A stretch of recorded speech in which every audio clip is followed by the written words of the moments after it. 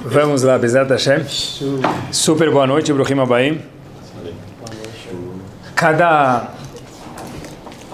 Eu vi uma vez isso num livro, que cada geração tem um desafio particular que condiz com aquela geração. Eu fiquei pensando, então, se é assim, qual que é o desafio da nossa geração? Eu tenho certeza absoluta que eu não posso falar que esse é o desafio, porque estamos longe de ser o dono da verdade, mas um dos desafios da nossa geração, top 5, os mais lá em cima da pirâmide, é o tema Bezat Hashem que a gente vai falar hoje à noite. Eu pensei bastante sobre isso. Esse é o tema que... Tem dois temas que me demoram muito mais tempo para preparar do que normal, que já demora Baruch Hashem bastante tempo. Esse tema é mais complexo ainda. Mas é o seguinte, esse é um dos dois temas. Estava pensando, tem países, pesquisei bastante, que os Yehudim tinham dificuldades de praticar a religião. Países árabes, que hoje em dia, Baruch Hashem, já não é mais o caso. Tem alguns que devem ser ainda são difíceis, mas tem alguns que mudou bastante. Por exemplo, no Irã, uma pessoa que mora lá me comentou que hoje no Irã já pode ter um mikve no Irã. Hoje no Irã já é permitido ter shritá no Irã, abate no Irã. Hoje no Irã, se a pessoa quiser ter um Talmud Torá e tem, pode ter uma escola de Torá. Coisa que antigamente era um palavrão, era um crime, era algo grave demais. A história mudou, a liberdade de prática judaica no mundo, se a gente comparar com... Não precisa ser um século atrás, muito menos, a gente vê que a liberdade judaica, assim, na prática judaica de religião mudou muito. Mas tem países que são mais difíceis, outros menos, mas a liberdade de prática de religião no mundo, ela hoje é uma liberdade muito mais fácil e acessível do que era antes. Antigamente, qualquer coisa que se fazia na Rússia, onde que ia parar? Na Sibéria. Hoje em dia, no Baruch Hashem, não existe quase que mais isso. Talvez para não falar, não existe mesmo mais isso. Então, qual que é o nosso desafio? Esse já não é mais nosso desafio. Qual que é o desafio da nossa geração? Um deles, com certeza. Vamos começar por aqui, já que tudo está com base dentro da Torá. Em Parashat Bo, no Sefer Shemot, Hashem está conta pra gente a história de como se passou tudo, porque é importante a gente aprender isso, porque aconteceu e acontece com a gente sempre. Então Hashem falou o seguinte, olha... Quem vai sair do Egito? Então começou o debate entre Moshe Rabbeinu e quem? Faraó, a negociação. Lembrem que Faraó tinha alguns milhares de empregados, milhões. Faraó, não quero libertar o povo. E dá para entender muito bem, Faraó. Eu tenho empregados grátis aqui, com arroz e feijão, resolvo a parada. E Moshe Rabbeinu queria tirar o povo e Faraó fala, não vou. E daí por diante. Num desses versos que conta pra gente, lá em Parashat Bo, no meio a Torá começa a contar sobre o Korban Pesach. Korban Pesach é aquela oferenda que ia ter depois que os Yehudim saíssem do Egito. E aí está escrito o seguinte, Vaikod ha'am vaishtachavu. O povo, quando escutou sobre a oferenda do Korban de Pesach, quando eles ainda estavam no Egito, está escrito que o povo se prostrou e ele agradeceu a Hashem. Então a pergunta é a seguinte, o povo se prostrou em agradecimento em que ponto? Então o Rashi fala para a gente por que o povo agradeceu a Hashem enquanto eles ainda estavam no Egito referente ao Korban Pesach. Então óbvio, diz Rashi, uma resposta simples, que se refere a Geulah, salvação, a gente ainda está sendo escravo hoje, e Hashem contou para a gente leis do Korban Pesach, então isso me ensina que algum dia eu vou trazer um Korban, uma oferenda, então isso, uau, que sorte, algum dia eu vou sair daqui da escravidão. Uma segunda coisa que isso nos ensina, e por isso que o povo agradeceu a Hashem, para eu trazer um Korban que eu preciso entrar em Israel, porque lá que tem o Bet HaMikdash. Eles entenderam que eu trazer um Korban no Bet HaMikdash, então o povo também se prostrou e agradeceu a Hashem. Merci beaucoup Hashem pelo fato que a gente vai trazer um Korban, que algum dia a gente vai sair do Egito, pelo fato que a gente vai entrar em Israel, pode ser daqui 10 anos, daqui 200 anos, a gente não sabe, mas muito obrigado. E Rashi diz uma terceira coisa que o povo agradeceu enquanto ainda estava no Egito. O Bsorat Abanim Shayulaim. Olha, Hashem, muito obrigado, que se a gente vai trazer Korban Pesach numa geração seguinte, quer dizer que nós vamos ter filhos. Porque como é que eu posso trazer Korban numa geração seguinte se eu não vou ter uma descendência? Então, o agradecimento do povo enquanto ainda estavam no Egito, quando Hashem começou a contar as leis do Korban Pesach, foi que eles vão trazer um Korban, então eles vão sair do Egito, eles vão entrar em Israel. E terceiro, o agradecimento que o povo fez, confete, serpentina e rojão, é por quê? Porque nós vamos ter filhos. Rav Moshe Feinstein tem um livro sobre Parashat HaShavua, um dos livros que ele tem é chamado Drash Moshe. Ele fala o seguinte, uma coisa interessantíssima, fala, como assim? Que a gente vai ter filho que vai trazer o Korban Pesach? Meus amigos, os Yehudim estavam sendo escravizados no Egito. Quantos filhos eles tinham por vez? 6 filhos por vez. Sonho de qualquer mulher. Cada parto, 6 filhos. Algumas opiniões falam que eles tinham mais do que 6 filhos, mas o mínimo são 6 filhos. Então, Rav Moshe Feinstein pergunta qual que é o agradecimento que eles tinham que eles vão ter filhos. A coisa mais easy, fácil que eles têm era ter filhos. Então, o que mudou aqui? Eu vou agradecer, um dos agradecimentos é que eu vou ter filho. Até agora, ter filho para eles era lambuja, isso. Eles pensaram em não ter filhos? Nunca passou pela cabeça deles. Então, qual agradecimento que a gente não vai ter filhos? Pachuto que a gente vai ter filhos. Então, eles agradeceram, melhor dizendo, que eles sim vão ter filhos nas próximas gerações. Mas entrar em Israel, tudo bem. Trazer um Korban, sair do Egito, tudo bem. Mas ter filho, é pachuto isso, era óbvio. Moshe Feinstein fala uma resposta show. Fala, tá certo, óbvio que eles não agradeceram que eles iam ter filhos. Isso era parte do povo já. Que eles agradeceram, diz Rav Moshe Feinstein, eu faço questão de ler 8 ou 10 palavras para você. Kavaná, lebanim sheirtzu lidá Torah. Uau, a gente vai ter filho? Não é isso. Nós vamos ter filhos que vão o quê? Querer saber da Torá e verelech bederech avotam, e seguir o caminho dos pais, avós, para trazer o Korban Pesach. Quer dizer, não é ter filho. Quando Hashem falou, quando eles estavam no Egito, vocês vão trazer um Korban Pesach, e os filhos de vocês vão trazer o Korban, o lance não era que vocês vão ter filhos, é que no futuro vão ter filhos que vão querer seguir o caminho de vocês, a prática judaica, e trazer Korban. A novidade não é que eles iam ter filhos, é que eles iam ter filhos que iam cumprir a Torá. E por isso o povo fez o quê? Yahu HaKadosh Baruch Hu, merci beaucoup, thank you, obrigado, muitas gracias, inesperado. Eu fiquei pensando quando li esse passuco, falei, uau, alguns milhares de anos atrás, quando Hashem falou, vocês vão ter filhos que vão querer cumprir as tradições dos pais e avós, eles falam, isso é um milagre. Pessoal, fiquei pensando comigo mesmo, qual que tem que ser a nossa reação no século 21? Quando eles estavam no Egito, isso é um passuco, é um Rashi na Torá, that's it. Eles estavam no Egito e Hashem falou, vocês vão ter filhos, vão trazer os korbanot, o povo não acreditou, falou, muito obrigado, isso é inesperado. Então, pessoal, ter filhos no século 21 que querem cumprir a Torá, que querem seguir as leis da Torá, filhos e filhas, tem que ser algo nos olhos de qualquer pessoa e dos pais também, milagroso.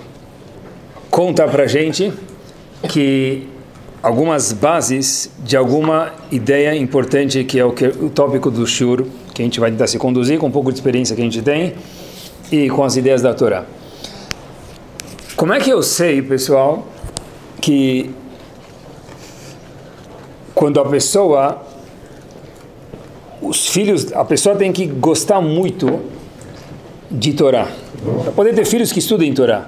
Porque olha o que está escrito, pessoal, Veshinantan levanecha, eu tenho que ensinar no que a gente fala, os meus filhos.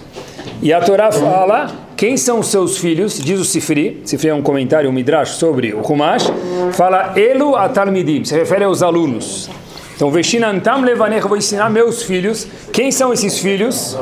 São meus alunos. Quer dizer o seguinte, Hashem está falando, primeira coisa é, se você quer ensinar alguém, tem que ensinar ele como se fosse teu filho. Mas até aí não ajuda muito, porque depende de como eu trato o meu filho, a reflexo no meu aluno não vai ser bom ou não vai ser bom. Então, vamos falar um pouquinho hoje sobre educação, sobre Hinur, sobre ensinar, sobre aprender. Vamos ver junto o que a gente sai mais capaz do que a gente entrou conversando aqui comigo mesmo. Parashat Bo ainda, Hashem fala, olha, vocês vão ter filhos que vão querer cumprir a Torá. Quanto tempo atrás aconteceu isso? Fiz as contas. 3.330 anos atrás, exatamente de hoje. Por quê? A gente está no ano, hoje, no calendário hebraico, 5778, 5.778, e o povo saiu do Egito no ano de 2.448. Então, 5.778 menos 2.448 dá 3.330 anos atrás. O que deixaram para a gente já imaginar que no século 21 alguém vai ter um filho Talmid Chacham? Não é milagre, é a primeira maravilha do mundo, isso, se é que existe, não é? Se alguém contasse isso para a gente acreditasse de verdade que é um milagre ver pessoas que cumprem Torá hoje no mundo ao nosso redor, eu tenho certeza que a gente montaria uma arquibancada, de verdade, um estádio, e ia trazer um korban todá, um korban de agradecimento. É que já que a gente não acredita de verdade, a gente não vê isso como um milagre, então a gente não fica surpreso. Mas tentem sentir um pouquinho das minhas emoções e fiquem surpresos também, porque eu vivo com jovens o dia inteiro, eu vejo quanta coisa tem no mundo e quanto é um milagre ter pessoas que andam com Torá nesse mundo, no século 21. Olhando as gerações, os jovens, é de fato um milagre mesmo. Você vê que um jovem colocando o tefilim e rezando com o minyan. Ah, mas tem café da manhã depois. E daí? Qual o problema de fazer uma coisa gostosa? Um jovem, quando vai rezar com o minyan, tem que pedir uma brachá para um jovem. Quando tiver um jovem estudando o Torá, a gente tem que pedir brachá para um jovem. Igual que na época do antigamente, a dificuldade era uma pessoa que saiu, né, da Segunda Guerra Mundial. Era um milagre que a pessoa saía intacta, religiosamente falando. Foi um teste muito difícil, quem pode julgar? Eu acho que, de alguma forma paralela, o teste da nossa geração hoje é manter o trilho da Torá passando para os nossos filhos, passando para os nossos netos, passando para os nossos alunos. Tem jovens que hoje em dia querem descobrir o que é Hashem. O que é Deus, Rabino? O que Ele quer de mim? É um milagre isso. A tal ponto que de 1948 até hoje se passaram quantos anos? 70 anos, não é? É bom. E a preocupação de Israel mudou nesses 70 anos. Eu sempre adoro aprender, então nas férias tem um tempo a mais.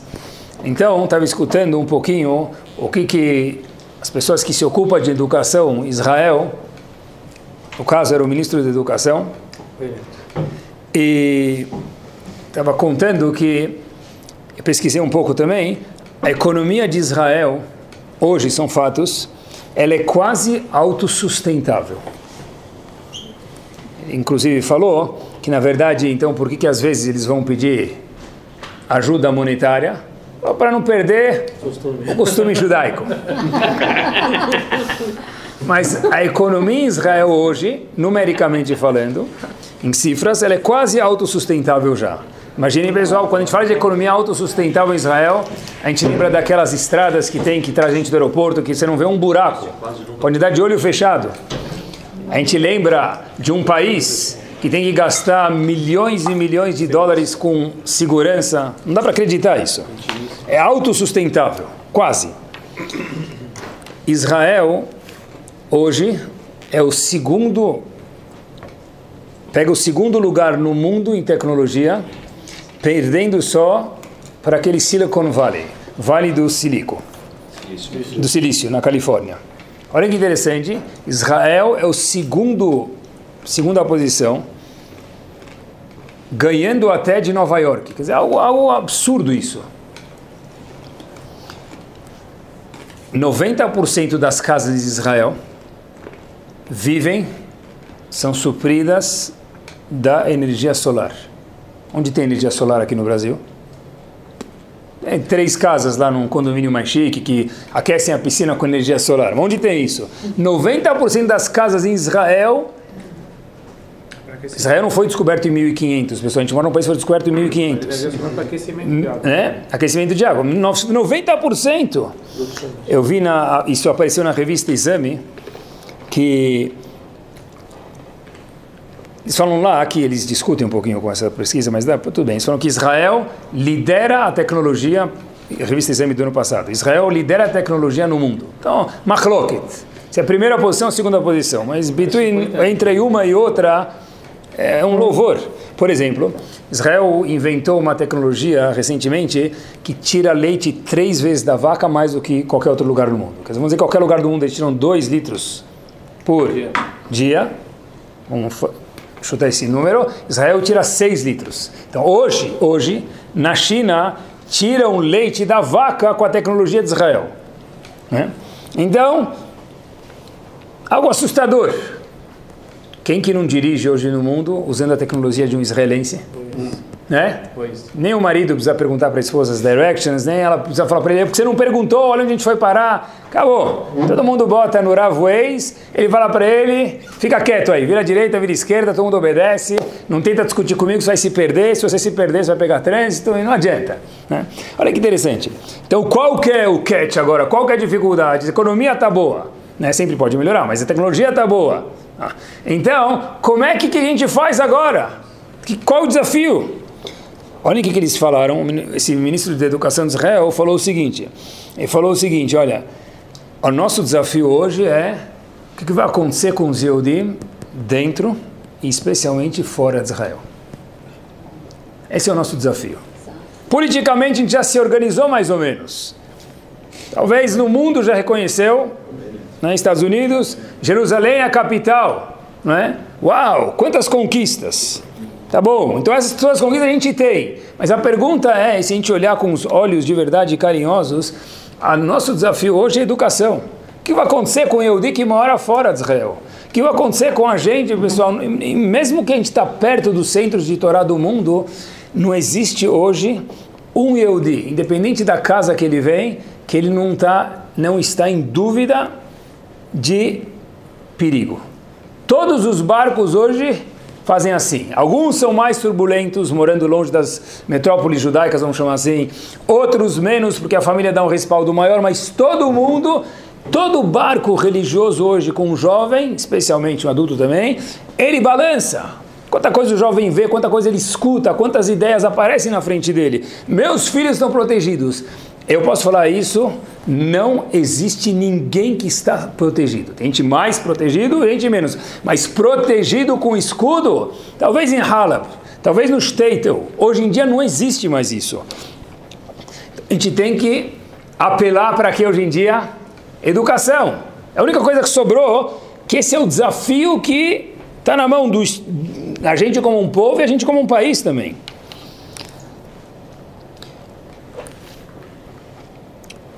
O que acontece depois da 8ª Macá? Os Yehudim então ainda não conseguiram sair do Egito, passaram-se 8 meses, que os Yehudim já estão quase livres, mas não estão. Paró finge que vai deixar o povo, mas o coração não deixa, e deixa que não deixa. 8ª Macá, 8ª praga. Moshe Rabbeinu fala para Paró, e aí, vai deixar o povo ir ou não vai deixar? Paró fala, eu não aguento mais, eu vou deixar o povo ir. Sabiam que ele quis deixar o povo ir na 8ª praga? Ele estava pronto de verdade, e deixou mesmo. Sério? Depois ele voltou atrás, não, ele deixou. Paró falou uma condição. Quem vai ir? Mi vami aolichim. Quem vai ir? Qual a resposta de Moshe Rabbeinu? Binareno ubiskenelech. Vai quem está de bengala e quem está jogando futebol. As pessoas mais velhas e as pessoas mais jovens, todo mundo vai ir. Como assim Moshe Rabbeinu, quem vai sair? Paró, melhor dizendo, quem vai sair? Todo mundo vai sair, é um povo. Paró vira para o povo e fala o seguinte, olha, se você quiser liberar os adultos, eu libero. Quer dizer, Paró deu sinal verde para liberar os adultos na 8ª praga, 8ª Macá. Agora prestem atenção. Qual era o argumento de Faraó, meus queridos? Faraó falou o seguinte, vocês querem sair para o deserto na 8ª Macá fazer o quê? Trazer um corban, não é? Quem tem que trazer uma oferenda? Uma criança? O que uma criança vai fazer com uma oferenda? Ele não consegue nem ver um animal sendo morto. são adultos. Então eu, farol, dou visto de saída, para vocês saírem do Polícia Federal, os adultos. Moshe Rabbeinu fala, não. A gente quer ir com os jovens e com os mais velhos. O Kliakar, nesse passo, Kliakar é um dos comentaristas no Humash, ele pergunta, qual assim, eu não entendi o diálogo do farol para Moshe Rabbeinu. Mi vami aolechim, quem e quem vai? Ele traz algumas perguntas gramaticais, mas ele fala, devia estar escrito o quê? Mi elech, quem vai? Quer dizer, mi vami aolechim, quem e quem vai? Nem se traduz isso para o português. Traz algumas perguntas gramaticais, essa é uma delas. E o Kliakar diz para a gente o seguinte, o dilema entre Paró e Moshe Rabbeinu é o seguinte, e com isso ele explica a linguagem do Passuco. Olha, Moshe Rabbeinu, eu libero o povo, mas para trazer um korban, só adultos. Quer ajudantes? Leva alguns. Por que você quer levar as crianças? Moshe Rabbeinu falou, Binarenu biskenenu elich. Porque nós somos um povo que se os adultos forem e as crianças não forem atrás, nós liberamos um povo hoje, mas daqui a uma geração a gente não tem mais um povo. Então se os adultos não forem com as crianças não forem com os adultos, nada feito. Então Paró falou, se é assim, eu não libero o povo. Por isso que precisou ter mais 2 makot. De novo, novidade, o povo já tinha sido liberado na 8ª praga, Masalamet Tfilat Haderech, tchau, só que só os adultos, homens. Moshe Rabbeinu falou, como assim só adultos homens? A gente quer todo o povo. Precisa ter uma continuidade, homens, mulheres, jovens, crianças, todo mundo. Paró falou, então não. Então Moshe Rabbeinu falou, tá bom. Teve a 9ª praga e a 10ª praga e só aí Paró foi forçado a liberar o povo. Por quê? Porque o que adianta, pessoal? Eu vou na sinagoga, é um teste difícil isso. Eu vou na sinagoga, eu vou no minyan, etc e tal. De repente chega lá, cadê o filho do dito cujo? Ele não vem. Mas cadê ele? Não vem. É um teste, a gente não está julgando ninguém. Está entendendo? Refletir para aprender. Eu vou na sinagoga, mas meu filho não vai. Eu vou na sinagoga, mas meu neto não pisa no CNIS. Tem sinagogas, infelizmente, que a gente vê, avós. A pergunta é, cadê os netos? Torá e Yahadut é composta de Bina'arenu e Biskenenu Elech. Precisa ter respeito aos velhos, mas, senhores de idade, mas, junto com isso, se não tiver a próxima geração, terminou aqui, the end, acabou a rua sem saída. Olha como é chamado, como se fala filho em hebraico, queridos? Ben. Como se fala pai em hebraico? Av. Av é pai e Ben é filho. O que eu vou falar para vocês está num Rashi, não é uma coisa fofa de um WhatsApp 2018, 2019, 2017. A palavra Av e Ben formam a palavra Even. O que é Even?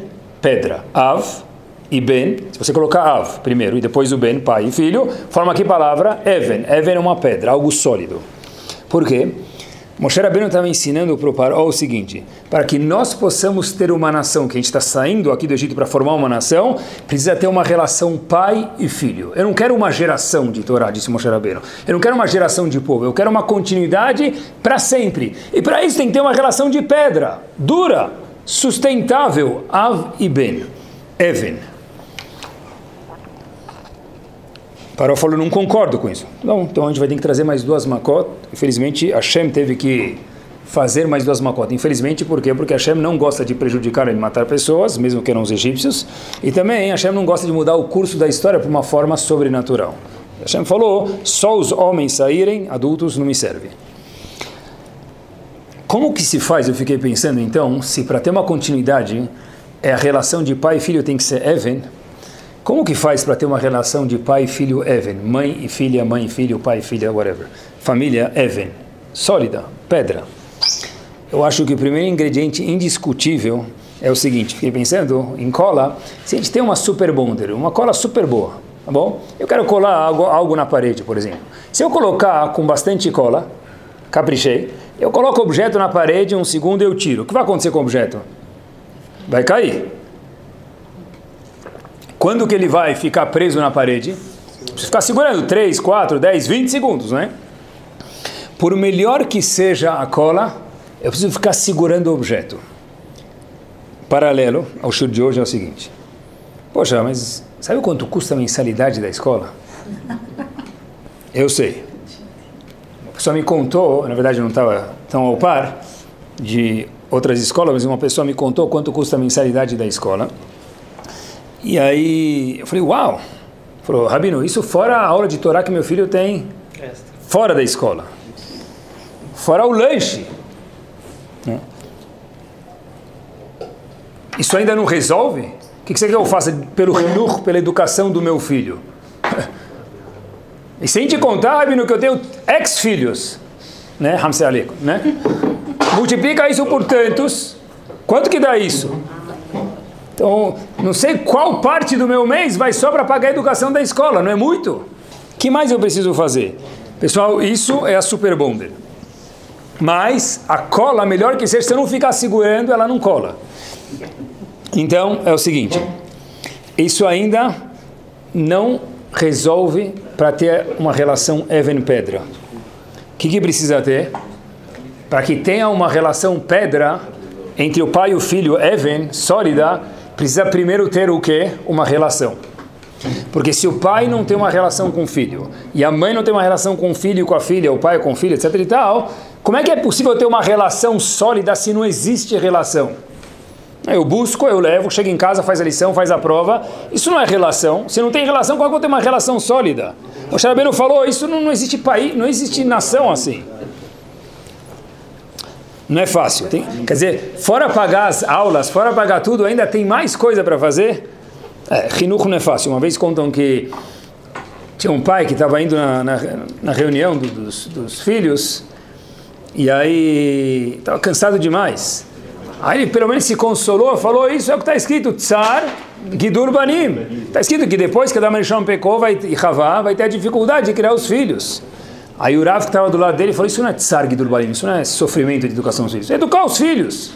Sofrimento é coisas indesejadas, Deus me livre, que acontecem. Mas ir na reunião, voltar, conversar com seu filho, spend time, gastar tempo com ele, me chamou a atenção. Estava em Atibaia, agora nas férias, foi passar uns dias. Na estância tem um parquinho lindo lá. Podia ser em qualquer lugar, qualquer parque podia ter acontecido. É muito legal quando você vê uma criança, um bebê assim, uma criança assim, sabe? Não bebê, mas na gangorra. E o pai, é lindo isso, vai. O pai empurrando o filho, né? O mais legal é quando você chega mais perto, aí você vê uma mão no celular e o pai assim, nem olhando para a gangorra. Se você sequestrar o filho por um segundo, o pai continua assim na gangorra, porque não está nem vendo quem está lá. Como é que vai ter uma relação pai e filho se nem existe relação? Se no domingo eu não consigo deixar meu celular no carro enquanto eu fico meia hora com meu filho no parque? Para ter relação, Av, Ben, Even, precisa ter relação. Eles contam que tinha duas mães que foram passar as férias, tirar 3, 4 dias, foram para o Caribe, só as mães, sem o marido, sem os filhos, vacation, 6 estrelas, foram lá se divertir, e aí passaram 3 dias de férias, passando muito bem, aí elas sentam no bar do hotel, as mães estão lá, e aí uma mãe estava com a outra e falou, olha, sabe o que? Eu vou te convidar hoje para tomar um drink, pode deixar por minha conta, eu vou pagar o drink. Ela falou, sério? Falou, escolhe o drink que você quiser, eu pago. Aí a amiga dela lá no bar falou o seguinte, drink? Falou, eu não quero, obrigado. Falou, eu vou pagar, você não vai pagar nada, eu vou pagar, relaxa. Falei, eu não quero. Mas por quê? Ela falou, olha, eu vou te contar uma coisa. Quando os meus filhos estão na frente, eu não posso beber porque não é bom exemplo. E quando meus filhos não estão na frente, que é o caso aqui, a gente está de férias, beber para quê? Qual a razão de beber? Eu estou já de férias, não preciso beber. De fato, é difícil demais Hinuch.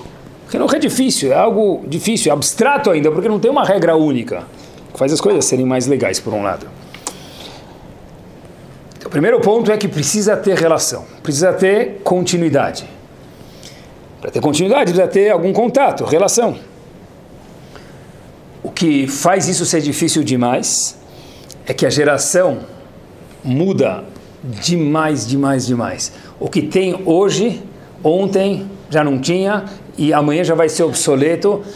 Os pais, os professores, os diretores de escola, quem seja, tem dificuldade de adaptar a realidade com eu pai, com eu mãe, com eu filho, com eu filha. Como que se administra tudo isso? É muito difícil. Sei lá, vive sem tecnologia. Como assim? Como é que você compra uma passagem? como se agenda um passaporte, como se faz um RG. Tudo. Vive sem tecnologia, não existe mais. Acho que nem os beduínos não vivem mais sem tecnologia. Não sei se eles têm luz, mas o Waze, o WhatsApp, certeza eles devem ter. Como que se faz, o Waze para o camelo, como que se faz para adaptar a tecnologia, os valores, o vocabulário? Então, hoje, se um filho conversar com o pai não tem nem ideia do que ele está falando. Nutella. Nutella para mim era comida. Você está Nutella. Tem tantas palavras, eu não vou passar o show inteiro aqui falando sobre isso, mas tem tantas palavras que se o pai, você está raiz, né? Deixa. Quem não sabe que é Nutella e raiz não está conversando com os filhos, tá vendo? Tem que ter relação. Ele já fala que eu não entendo, que não vamos esquecer. O que era divertido, meus queridos, o que era divertido na sua época, na minha época, que é a mesma época, hoje em dia é a coisa mais babaca do mundo. Sério? É. E que hoje é divertido para eles, para você, para nós, é a coisa mais sem graça, babaca do mundo. Então como é que eu faço? Não sei. Igual que se você quer abrir uma Gemara, você senta e estuda Urashi, igual quando você quer fazer uma importação, você procura o jeito mais barato de importar, o melhor despachante para educar os filhos tem que investir, tem que ter tempo, tem que dedicar tempo, tem que dar ouvidos. Antigamente, a criança chegava da escola, qual era o sonho dele? Qual é o sonho de uma criança? Deitar. Tivesse um leite com sucrilhos. Leite com sucrilhos. Ou se fosse aqueles sucrilhos do açúcar ainda do tigre, ulalá, não é? Não sem açúcar da galinha, aquele cornflakes. Aquele açúcar do tigre. Pessoal, hoje em dia, uma criança entra na casa, o que ele pergunta? Será que tem Wi-Fi? Ah, mas eu vivo em Halab. Mabruk, mas seu filho não vive em Halab, então você não consegue educar seu filho como você vivesse no Halab ou na Polônia. Não existe isso, não dá, não é possível. Sabe quantos aplicativos tem no celular de uma criança? Eu não sei quantos ele usa de todos que ele tem. Ah, Rabino, eu tenho uma pasta de artigos religiosos aqui. Tem Shas, Mishnah, Tehillim, tem um aplicativo que reza por você, coloca tefilim por você, faz Birkat Hamazon por você, faz tudo, né? Tem tanta coisa mesmo. Né? Eu acho que um dos trabalhos dos pais é dar um norte para os filhos em tudo isso que tem. Mas para que eu possa dar um norte para o meu filho, eu preciso estar ao par do que existe. E eu preciso também saber, meu filho tem que ter certeza que eu gosto dele. Porque senão vai ser aquele... Senta, vai, escuta a diretriz. Tá bom, terminou? Hazako Baruch, dá descarga e vai embora. Para que eu possa escutar alguém, tem que gostar dele. Não é? Uma família saudável é aquela que... Até uma certa idade, obviamente. Se eles tiverem 20 anos de idade, provavelmente não funcione provavelmente isso. Mas é aquela que os filhos, até uma certa idade, falam, olha, estou esperando, eu acredito de verdade isso, nas férias, para poder viajar com os meus pais para tal lugar que a gente combinou, cada um onde pode ir, fazer aquela bagunça todo mundo junto, ir na montanha-russa junto. É isso mesmo. Ah, mas montanha-russa, eu vou... Ser pai... Faz parte de ser pai, é fingir que você gosta de dar um looping na montanha-russa. Dubla, tem que ser assim mesmo. Porque que o pai fica embaixo. Tá bom, tenta subir junto com ele, vai gostar. Uma mãe pode talvez falar, estou grávida, talvez seja grávida, proibido grávida subir no brinquedo. Mas tem que participar, essas diversões, essas alegrias fazem parte do rinur das crianças. Eu vi uma vez um diálogo que uma vez... uma pessoa falou, olha, tem aquela expressão famosa, Deus é pai, não é? Então já escutou falar, Deus é pai. Antigamente, talvez era difícil explicar para alguém o que é Deus. Hoje em dia, não menos difícil de explicar o que é Deus, é difícil explicar para um filho o que é um pai. Quando você fala Deus é pai, o que é um pai? Tem que se questionar, o que é um pai, o que é uma mãe para um filho? Qual a visão que eu, filho, tenho do meu pai e da minha mãe? O que eles escutam de mim? Tudo, vou falar uma notícia trágica para vocês. Tudo dá para terceirizar. menos educação dos filhos. Mas já coloquei ele com aquele Rav, Kolakavot. Já coloquei ele naquela escola, Hazak Baruch. Já coloquei ele com aquele grupo, Shiberah Havoteiro. Mas ainda assim não é possível terceirizar a educação dos filhos, não existe. No fim, cai aonde? Nas costas do pai e da mãe. Pode dividir, mas terceirizar não existe. Sério? Novidade, hein? Eu escutei de um Talmid Chacham, uma pessoa muito sábio, nos Estados Unidos.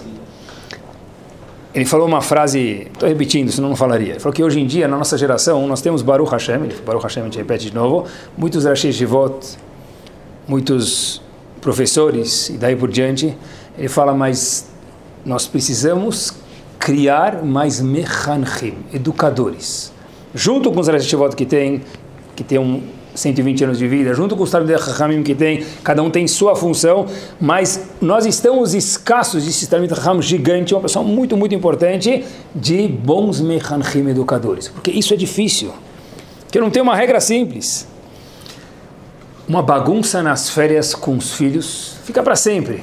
Eu lembro quando meu pai fez aquela coisa, eu lembro quando meu pai desceu de pijama, buscar chave no hotel, e justo desceu mais 8 pessoas, eu estava rindo, e meu pai estava com pompom.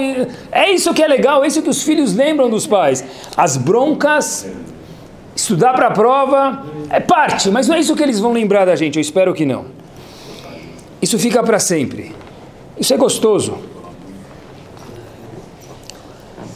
Por que é importante ter essa relação Even? Para ter uma relação Even tem que ter pedra, tem que ter uma relação. É o seguinte, as crianças, homens e mulheres, talvez mais até nas mulheres, o corpo da pessoa na adolescência muda, a gente esquece disso. Depois da adolescência também muda um pouco. Mas o corpo na adolescência, ele muda, muito. Os hormônios mudam e fisicamente o homem, a mulher especialmente, eles mudam muitos. A pergunta é a seguinte, para quem a menina vai perguntar aquelas coisas que são mais femininas? Se ela tem medo de perguntar para a mãe dela, se ela tem vergonha de perguntar para a mãe dela. Eu acho que uma família saudável é a família que o menino pode sentar com o pai e falar, olha pai, está acontecendo tal coisa comigo, eu mudei, como é que é? O pai poder conversar com o filho sem vergonha. Não com o filho sem vergonha, um filho sem ele ter vergonha. E a mãe poder comentar, olha, eu estou contando para você, minha filha, olha, daqui a pouco você vai estar numa situação que você vai ter seus períodos. Ah, precisa falar disso? Como assim precisa falar disso? Precisa falar disso. Antigamente, quando alguém casava, no mundo religioso, tinha alahot. Hoje em dia tem instruções, porque o mundo mudou. E precisam ter instruções que as pessoas que não tiveram antes estão tristes de não ter tido igual os filhos têm. Porque o mundo mudou. Obviamente que de acordo com o conceito da alahá, precisa ter isso. Por quê? Porque precisa ter. Sortudo é o pai ou a mãe que eles podem sentar e o filho não precisa procurar outras pessoas. Porque Bezat Hashem que o filho procure uma pessoa boa, mas pode ser que não procure. E por que o pai e a mãe estão aqui, se não é para poder conversar com o filho? A gente conversa do que teve de sobremesa no bar mitzvah, qual doce que teve, qual brincadeira teve na Mahané, também é isso. Mas coisas mais íntimas também tem que conversar. Para poder abrir um assunto desse com meu filho ou com minha filha, normalmente é o pai com o filho, a mãe com a filha, normalmente, isso precisa ter uma abertura gostosa e saudável. Sabem que tem um movimento em Israel chamado Agudat Israel, e o mentor dele, um movimento que na verdade dá um norte, dá o rumo do que tem que ser a mensagem judaica nas escolas, no mundo judaico. E em Estados Unidos, o Nasi, o chefe, o líder dele, é chamado Rav Yaakov Perlo. É um Rav Hassid, Novominsker Rebbe, ele fala inglês, um talento Chacham grande, muito assim, up com o que está acontecendo no mundo. Uma vez ele mencionou uma frase que me chamou muito a atenção, faz muito tempo já. Não é uma frase dele, ele escutou de um Yehudi que contou para ele uma vez um sentimento pessoal que aconteceu com ele. Esse Yehudi falou o seguinte: eu perdi o meu avô para o comunismo, os meus pais para os alemães e Marshman Vezichram, e eu perdi o meu filho para a internet. Quando ele falou essa frase, eu escutei isso alguns anos atrás, eu tinha certeza que a vontade, o significado, a intuição dele de falar essa frase era uma. Quanta coisa tem na internet indesejáveis para os olhos, para deixar para a santidade de um menino ou de uma menina. E, by the way, entre parênteses, meu lema é que a maioria dos pais, infelizmente, ou muitos, não tem nem ideia do que os filhos veem nesse quadradinho de menos de um palmo de tamanho. Nem ideia. Porque eu converso com as crianças, eu falo, mas teus pais sabem? Não, eu tenho celular para conversar com meus amigos. Tá bom. Certeza que quando ele falou, eu perdi meu avô para o comunismo, meus pais para os alemães e meu filho para a internet. Tá bom, esse é dos pontos que ele quis alertar. Mas eu acho que hoje em dia, eu escutei essa frase faz alguns anos, hoje em dia a certeza que tem um ponto não menos importante. Fora a exposição que tem, é o seguinte. Só para a gente ter uma ideia, pessoal, do impacto que tem o que a gente vê, o que os nossos filhos veem. Isso é um fato. Na Segunda Guerra, 1 a cada 4 americanos não sabiam como lutar e matar. Tinham que ter instruções de como lutar e matar. Depois, na Guerra do Vietnã, a instrução que eles tiveram que ter de como guerrear, não as táticas de guerra, mas como guerrear e como matar alguém, foram quase que não comparáveis com a Segunda Guerra Mundial. E a pergunta é por quê? Fizeram uma pesquisa e constataram que não precisava mais ensinar como matar. Porque na frente desses soldados tinha o quê? Televisões. Então, eles já sabiam como matar. Não precisava mais ter um treino de como matar na Guerra do Vietnã. Olhem só o impacto que tem o que a gente vê. Agora, fora isso, certeza tem o seguinte, o tempo, eu acho que talvez isso seja até mais grave, que essa tecnologia consome na vida, não dos filhos, somente do pai e da mãe. Quanto normal, infelizmente, é um filho entrar em casa e o pai ou a mãe estar apertando o botão, nem botãozinho já, o teclado no celular, mandando um WhatsApp para o grupo de Tehillim. Mas presta atenção, será que a minha mitzvah agora, que seja o grupo de Tehillim, tomara ainda, né? A minha mitzvah agora é fazer um Tehillim, ou minha obrigação como mãe é receber meu filho 3 minutos tete a tete para ter uma relação com ele? Como é que eu vou ter relação com meu filho se nem tenho relação porque eu não vejo meu filho? É um desafio, é muito difícil. A escola faz um trabalho, mas não faz sozinha. Ainda mais que na escola hoje no mundo, em muitas escolas é permitido trazer o celular para dentro da sala de aula. Então a escola esse trabalho já não vai fazer mais.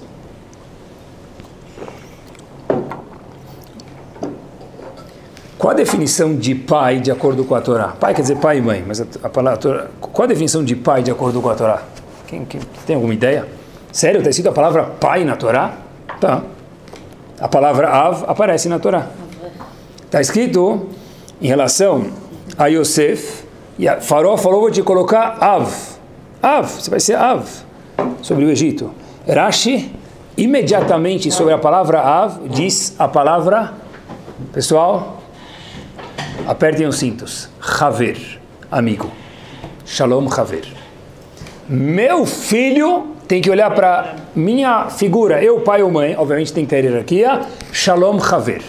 Meu pai é meu amigo, minha mãe é minha amiga. Porque se meu pai é meu amigo e ele é meu best friend forever, o que eu tenho eu vou contar para ele.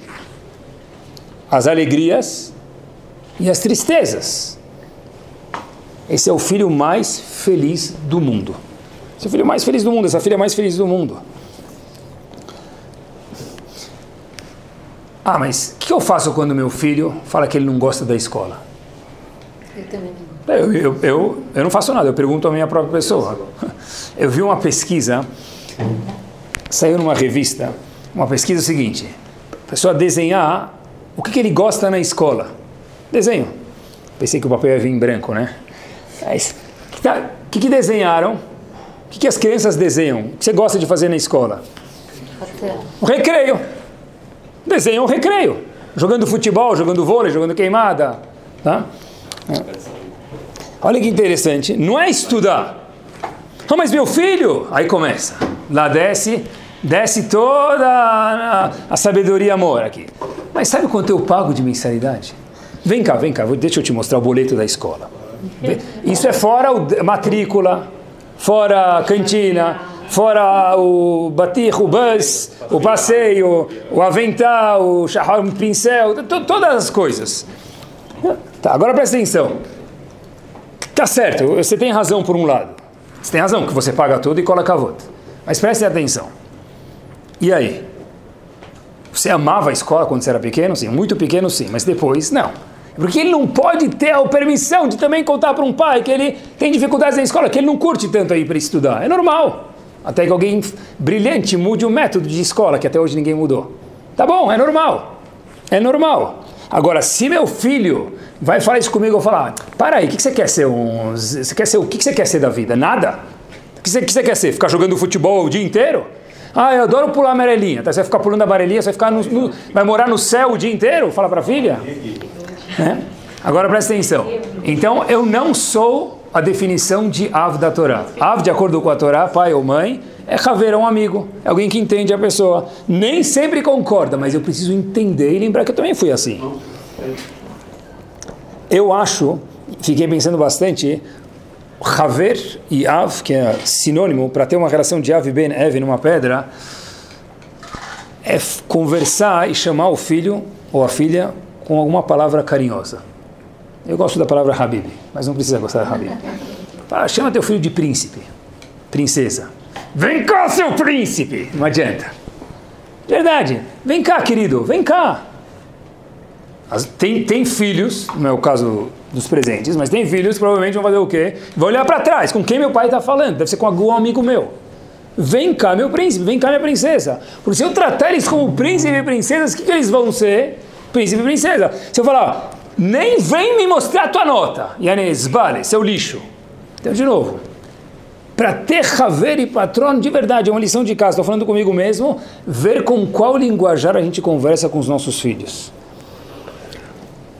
É verdade, ter filhos hoje está em extinção, porque Hinuch é difícil, muito mais fácil ter um poodle, tem hoje pet shop no bairro, 24 horas por dia, no Pacaembu até meia-noite aberto, tem hotel, se não quiser você coloca o cachorro lá na caixinha, manda no cargo, não tem reunião escolar, não tem nada. Tem banho ou furô para casamento de cachorro, tem, mas não tem Sheva Brahot, não precisa ser buffet kasher, não precisa convidar 1000 pessoas, não tem que fazer decoração, é mais barato, mais fácil. Agora, pessoal, prestem atenção. Eu estava no Beto Carreiro recentemente com meus filhos, por isso que eu falei da montanha-russa, falei tudo isso que eu vivi para vocês. Né? E tem um show, depois vocês vão lá, que é talvez a melhor parte do parque, propaganda não paga aqui, é um show dos carros. Qual tem nos Estados Unidos? É um show dos carros, os carros andando de 2 rodas, de meia roda, de uma roda, de ponta cabeça, é algo espetacular. E tem um apresentador lá muito eloquente, eu gostei muito, não sei se sempre é o mesmo, mas quando eu fui lá era uma pessoa muito eloquente, falava muito gostoso de ouvir. E aí ele falou, olha, agora meus queridos telespectadores, eu falei, já vai descer o dragão do Shammai, vai chegar a Geulah, o que ele vai já apresentar? Eu já tinha feito tantos números. Eu quero convidar alguém para descer aqui embaixo na plateia. Aí meus filhos, vai, Abba. Eu falei, Barmenano, eu tenho 5 filhos para cuidar. Não. Aí eles falam, olha, vocês viram aqueles carros na entrada do parque? Tinha Ferrari, tinha uns carros assim, não sei nem falar os nomes, tudo chique, assim, custava não sei quantos reais para dar uma voltinha. Quem quer dar uma volta grátis? Aí vai lá, todo show de caloroso. Né? Aquelas horas você fala, o que eu estou fazendo aqui?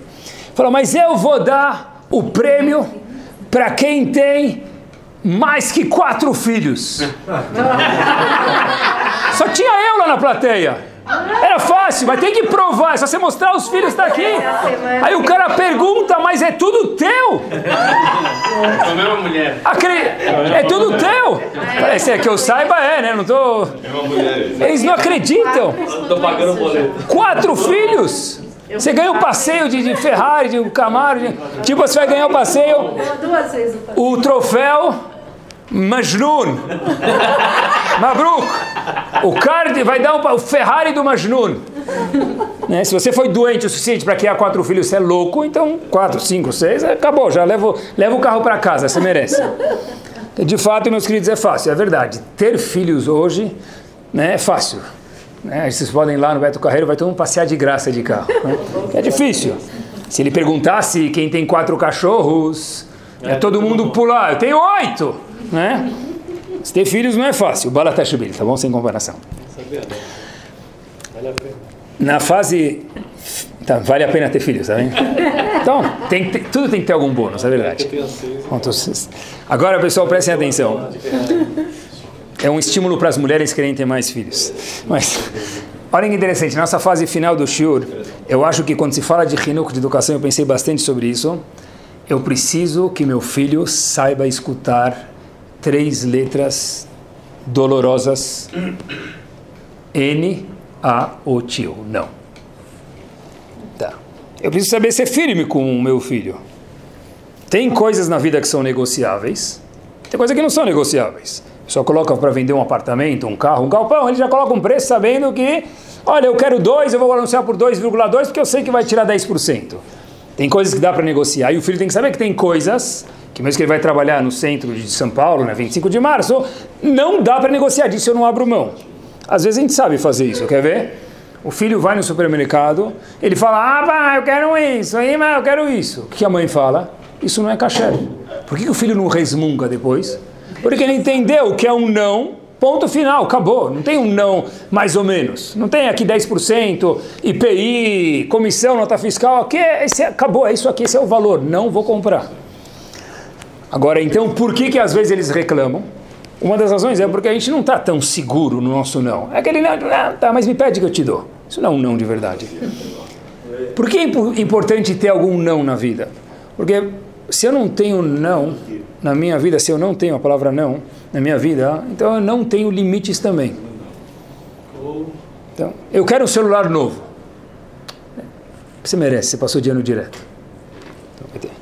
Ele tem celular, antes da Apple lançar, ele já tem na casa dele. Sério, tem uma pessoa que eu tenho contato de alguma forma ou outra, um jovem, eu sei todos os lançamentos de Manhattan quando eu vou dar aula para essa pessoa na casa dele.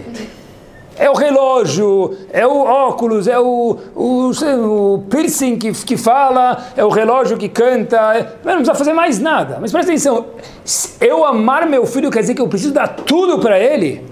Tá, agora presta atenção, por que não? Porque esse mesmo menino que eu amo tanto, algum dia vai escutar um não do professor dele na faculdade, talvez, se não é aqui na escola.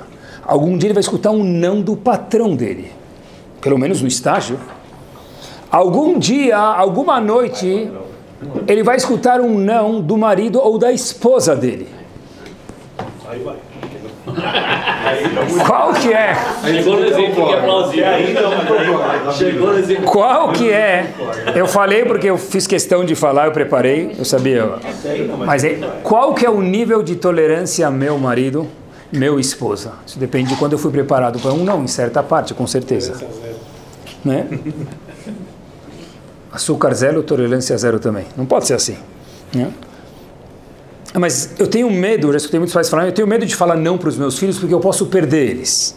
E falando sim, então eu não vou perder meus filhos? Ridículo. Não é porque eu gosto dos meus filhos, é por isso mesmo. Eu quero um brinquedo. Trabalha, faz tefilá, terrilim, agora vai. Não vou te dar, meu querido, esse brinquedo, meu príncipe, minha princesa. Ah, você não gosta de mim. Oh, acabou, pronto. Então, meus filhos foram brincar no Playland. Abba, quanto você vai me dar? Quanto tempo vão ficar lá? Acho que R$30 para brincar. Cada um com o valor que ele achar correto. Pode ser 31, Abba, porque o cartão custa 1. Pode ser 30. Vão se divertir bastante. Se eu sou um pai pulso firme nesse aspecto, ou uma mãe pulso firme, se essas voltam, eu falo, estava muito legal o passeio. Agora você falou 30, 31. O que meu filho aprendeu? É que tem bônus com 49, então me dá mais 19, a semana que vem você não me dá, presta atenção. Tem coisas que não dá para negociar. Por quê? Pelo princípio de você saber que nem tudo dá para dar um jeitinho, porque no Brasil já quase nem dá mais para dar um jeitinho.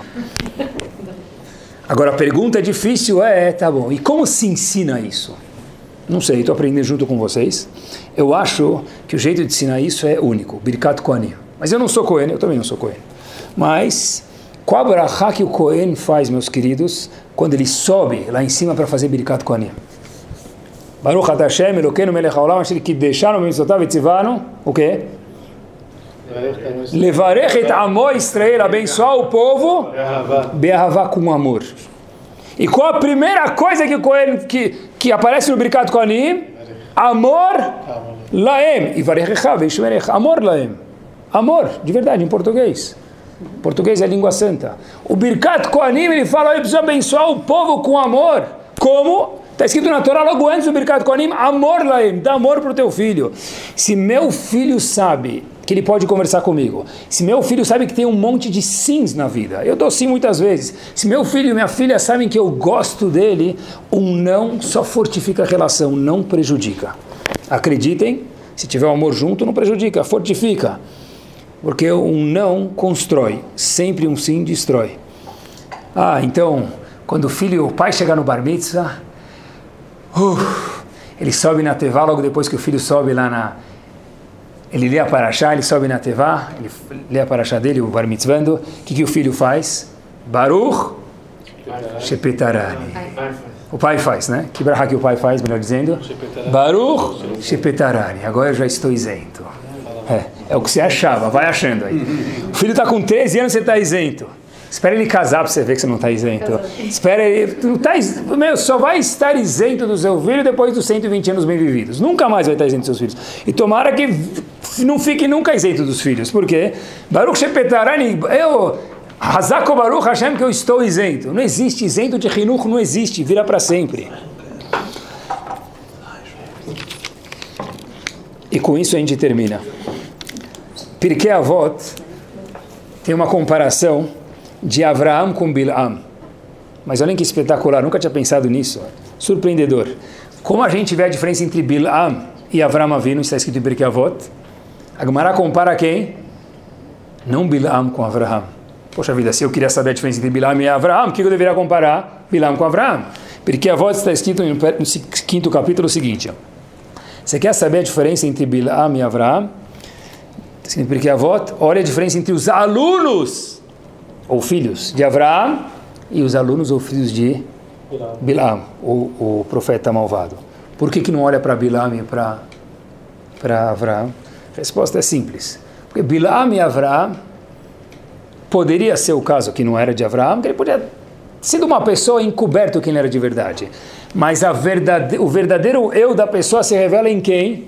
Nos filhos. Então, porque a avó fala, você quer saber de verdade que era Bilam e Avraham Avinu? Olha os filhos, os descendentes deles, porque neles é tiro e queda, não dá para enganar. E é incrível quando a gente vê uma criança andando de trás, fala, você é filho de tal.